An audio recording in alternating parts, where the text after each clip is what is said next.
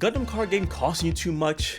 Well, you found the right video, because today we have a deck that's less than $20 that you can take to your locals and bring home the W. Now, this video took me a while to make, and I went ahead and tested this deck to make sure that it was of value and it still had the power level needed. So if you appreciate the effort, guys, go ahead and please hit that like and subscribe button, and let's go ahead and get into it. First, let's go ahead and start with the units, and we have the tried and true DOP. You've seen everyone play this card. This card is excellent. Just being able to scry one from the top of your deck is an amazing ability to do immediately out the gate. Not really much needed to be said about this card other than the fact that it's just an excellent card. I even like the artwork. It looks really cool here. Before I move on to the other cards, just understand this deck doesn't have to even be Zeon, because nothing really ties into them being Zeon except for one card, and even that is an optional card. And here we have another one cost card in the Zaku 1. I love how this card looks, coming through the fire, about to bum rush you with that shoulder. Super awesome. A 1/2 HP attacker, pretty good here. Moving on to our level 2s, we have the Zaku 2, a simple 2/2. A lot of factions have this level 2 1 cost card, and these ones are actually really good. You could essentially treat it as a 1 cost 2/2 if you really want to think about it, because if you go second and you have that coin or the EX resource, you can go ahead and drop 1 to even 2 of these on your first turn.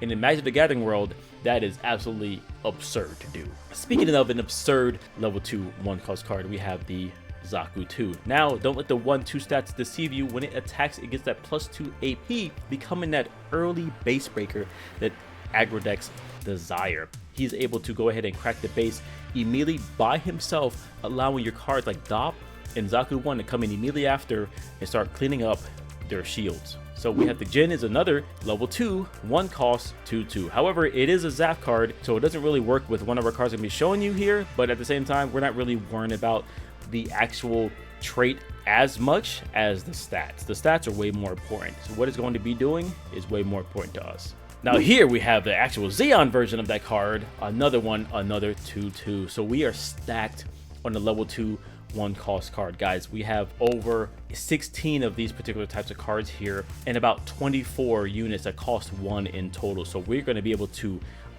fill the board up really early, put a massive amount of pressure on our opponent super quickly. And also, I want to talk about the Zaku Mariner's art. This art goes way hard for just the kind of card that it is. I wish these cards came in foil. Can you imagine this card foil? Amazing. I don't even need them to do an alt art. I just need to do a foil version of this particular art. It looks insane. It looks like it's from like Pacific Rim. Anyways, next card. Now this card you can include if you want to, but I do like the extra support from this Zeon card. Is a level 2 2 cost 2/1 Gaza D sleeves. He provides that support for our team to be able to break their bases more effectively. Again, if you don't like this card, go ahead and swap it out. Now this one is like the Zaku 2, but a little bit stronger. Here we have the Z Zulu. When he attacks the enemy player only, this unit gets +2 AP during this battle. Now this one becomes really difficult for those lifters to even want to block.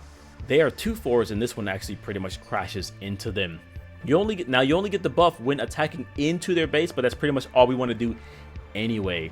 And this unit actually only needs just a pilot in order to be able to hit that 5 or 6 threshold and attack in order to be able to defeat most bases.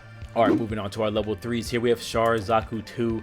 During pair, when destroyed, deploy the 3/1 token.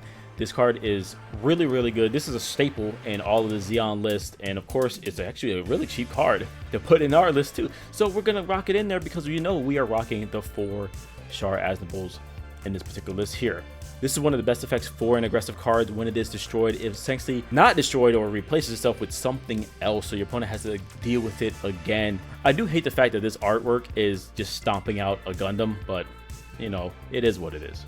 And our last unit is actually the Gelgoog. You know, we're going to be hitting level 4 in this deck pretty much a lot, but usually we're going to be trying to tie up the game around this time frame, and this one pretty much seals the deal. Being able to drop almost 2 of these on level 4, because it only costs 2 at a 4/3 stat, is pretty good, and it also has a link. And it links up with both of our pilots. Let me go ahead and show you who our pilots are. Now, of course, you saw it coming. Let me go ahead and just go over its effect really quick here, because a lot of people always miss the first portion. It says when it attacks during this turn, this unit gets +1 attack power. It only gets the high maneuver if it is linked. So essentially, you get the high maneuver when it's on the Char Zaku 2 or that Gelgoog. Now here we have Mukube. We don't have Mukube's unit. You can put that in the deck if you wish to. It can get rid of some of the Zords that you may be having problems with. But long story short, as long as this is attached to a Zeon unit, and it has to be exactly Zeon, not Neo Zeon, but it has to be Zeon, it gets Breach 1. Now Breach 1 is just enough to be able to take out any shield.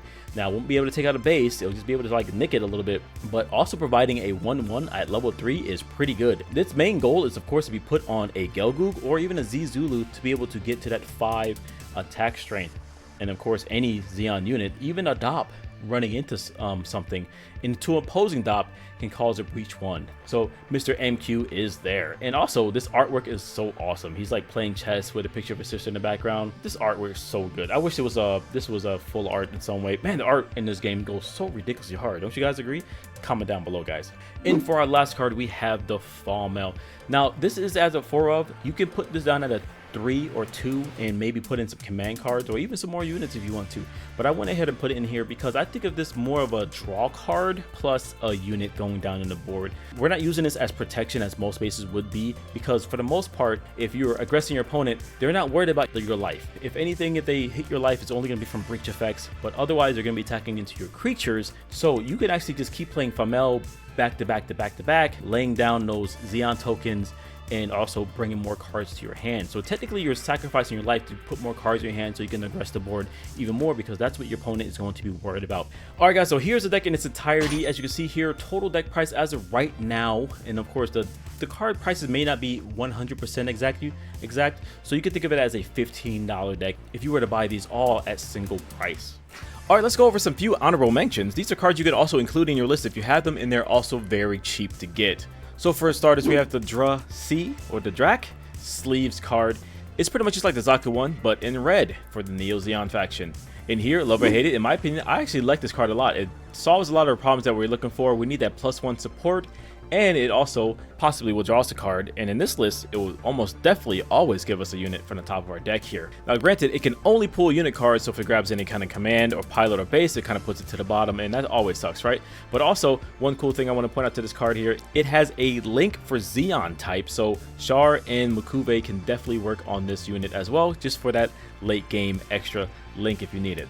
Alright, for a powerhouse card here, we have Big Zom. If you were going to put this in your deck, guys, I would only put 2 of these in your deck. I've actually put 2 of these in my actual main aggro Zeon deck, and I've gone top place with this quite frequently. Now the reason that I play this is because a lot of my losses were versus the blocker oriented decks, and sometimes Big Zam just is a surprise play, and quite honestly a lot of blocker players don't really respect this card, so when it lands it's kind of like just a one-sided board wipe for them. Also, it has a crazy 6 stat in the HP and a breach 4 ability, so this card is just overall a big problem for certain decks to deal with. And if you decide to rock the Big Zam, you need to rock at least 2 Dozel Zombies. This kind of does multiple things in our personal deck here. Don't just pay attention to just its main effect. Its main effect is pretty okay. It plays 2 1/1 Zeon bodies on the board, and that's pretty much all it is. And quite honestly, imagine playing 2 of these on one turn, making 4 bodies. This card can get actually quite insane. And one of the better traits is the fact that this is also a pilot that can go on that Gelgoog that we have in our deck. So that's also another card we can use in. So if you were to throw in Dozel Zabi, I will go ahead and remove the Mukube and try this guy out instead.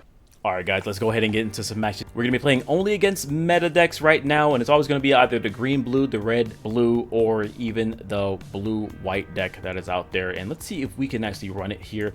So we do have a link, but that's only until level 4, but we do have a cost 1. Now in this particular build, it's very important that we understand when are we actually going to be conducting our turn. If we play first, we definitely want to have a turn 1. If we don't play first, we can go ahead and take a turn where we have more level 2s. But this actually is a fine hand because we can drop both of these if we wish to. And I might even keep the coin just to go into a Gelgoog a little bit earlier. So we're going to go ahead and keep this hand. You're probably not going to be mulliganing a lot in this particular build here. This mimics the actual main aggro Zeon build. It's just a slight, maybe like 8 card differences because they cost a little bit too much. So we did get the 2 here. So we might actually just play both. Let me see. Next turn we can go ahead and drop the Gaza, so we can go ahead and break that and do actually some damage here. 3 rested units, but if anything they can only take care of 1. Let's go ahead and just put some pressure on. Let's go ahead and just not think about it too much, right? This is aggro. We don't think about it too much. Oh no, we have the Zord. Of course, we love seeing the Zord. We love seeing the Zord. So we're gonna go ahead and just play the Gaza. And let me see here. So the Zord is definitely going to block this, right? Otherwise, what it will do is it'll probably attack into the Gazadi.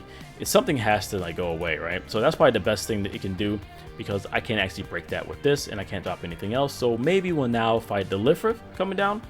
Oh, maybe not. Maybe so. Dig for it. Nope. Back to my turn. So they didn't really get anything. We're not going to drop that, but we are going to play the Famao. Even if we got rid of our base here, again, we're using it for a draw. See, we got a guy who's pretty much going to be safe right now, and our opponent isn't playing red-blue, and we have another Famao from there. So we'll probably just keep replacing this to, of course, keep drawing cards and attacking. So let's go ahead and just, you know, put some pressure on. That's the whole point of this. And all right, so next turn we even have an unblockable play if we want to, or we can do the double Gelgoog. I just noticed that we got both of those. Okay, go ramping up. Okay, so he knows that we can't kill. Even if we played another guy, we can't kill. So what I'm going to do is I'm just going to go for the bigger play. So I'm only going to attack with what we have. First, we want to see if a base is going to pop out of here. In this particular is they run the 0-6 base. So if that happens, we have a 6 attacker right here. Didn't seem to happen. Watch, it happens right now. Okay, cool. So we're going to go ahead and attack with our Zaku. And we're actually going to drop the double goop here. Actually, no, we're actually going to just pressure here. Now, this is going to be kind of scary if they just kill this, but it's whatever. And we also get another turn. My whole goal was to drop 2 units that turn anyway, so that's what I wanted to do. 2 Galgos would have been stronger, but I wouldn't have been, you know, 1 less damage. Okay, see, that's pretty much it. That's the biggest play they can possibly do. We don't really care about our base. It's fine. We care about our guys on the board and cards in our hand. That is more important to us. So let's say, for example, we play this, we get a guy on the board and a card in our hand. That is just super important, guys. And of course, let's go ahead and knock out our opponent. All right, for the last game, we're going to be going against the blue-white deck here. Let's see if we can at least get through this. This is probably going to be our hardest matchup of all time. We may not be able to get through it. You know, we're going first, and it's always very important for our aggro deck to have a turn 1 play here, at least in my personal opinion. Right, we have a pretty good curve, so we can go ahead and take the card, especially if our card is the Dop. Dropping the Dop off. And, ooh, that's going to make our level 4 really good. So we're actually going to keep that there and passing the turn, so we can get the double 4 play. Pause is crazy if you think about it. And moving on to our turn. Or we can do the Gazadi and break this right now, since there's no threat on the board. Let's go ahead and do that. Make the Dop a 3-1, swinging in. Now, of course, feel free to add more 1-drops to your deck if you wish to, guys. I feel like the 1-drops go really, really well with this this support card.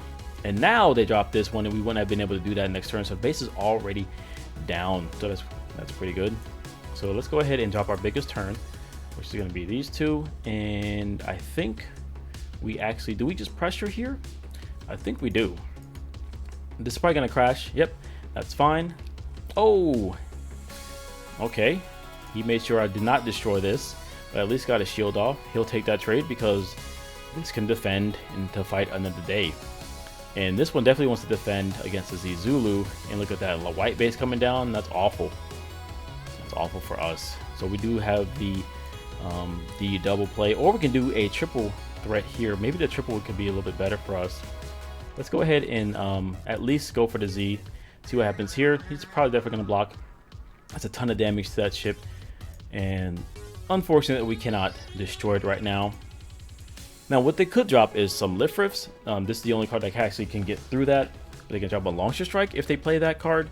I wonder if this is a better card to actually drop other than the 3. Let's go ahead and just go for the double Galgoog Plague, since I've been kind of thinking about that since the beginning.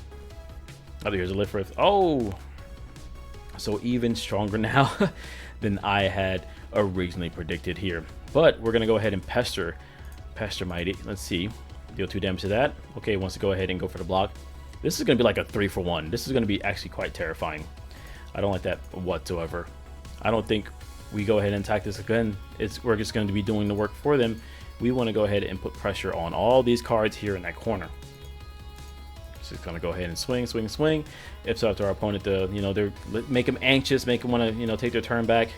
But we're going to go ahead and just drop our strongest turn, which are these ones right here. Again, I could drop this and kind of replace a dot, but what's the use in that? We need to keep our cards alive. There's really no use of doing that. Maybe unless you're fighting against the blue-red deck, they kind of have just that many less creatures to have suspended. Amuro, they always got the link, boys. But if that was their play, I think that might actually be it for us. Oh no, I lied. I was calling it a little bit too early. No, okay. Dot, what we have coming up? We got Fomel. I think we actually take that. I think we actually take that card. Nope, we put it there, and you know we actually have. Let's see, may not be too bad for us actually. It really depends on that last card. It really depends on this last card here. So what's this last card going to be? Will it be another base? No. Oh, this is where our opponent goes, no, if only, maybe. And they're fully tapped out, and that's the game there, guys. Look at that. Okay, they did have a Kira, and they had a Sword Strike Gundam. Maybe the Sword Strike Gundam Kira may have been a better play than the actual Gundam play. What do you guys think about that? It did take all of my attacks in order to get through it. That probably would have been a better play there. There's a lift for blocker, so that would have been 4. That would have been just a total of 4 there, and with 1 open, I guess you could have like threatened another unforeseen incident. But overall, that wasn't a bad game for us. We did have another base coming up to draw another card and play another creature, so I think we had that one in the bag regardless, guys. Alright guys, that's gonna be the end of the video here. Appreciate you guys watching. It took me a while to make these decks, so please be able to help us out by hitting that like and subscribe button. And of course, let us know if you have any ideas for any other budget lists, or if you're interested in a little bit more higher budget around the $50 to $75 range. We can go ahead and explore what decks are around that area as well. But for now, we're gonna go ahead and set it for the 20 bucks because we want more players to enter this game, guys. More players, the better. And of course, once they start liking this game and start getting some wins there, they'll start being able to accrue cards, being able to talk to other players. And of course, other players, at least in my community, are helpful with their extra and their bulk, being able to provide some of that bulk there, and of course, possibly making your decks even stronger. All right, if you made it to the end, I really appreciate you. Go ahead and check out these other Gundam TCG videos right here. And it's, of course, if you're interested in some other mecha content to explore the rest of the page here, check out these videos. They're all here on your screen. I know life can be hard at that, guys, but keep your head up, keep moving forward, and most importantly, let nothing stop you. Peace out, guys.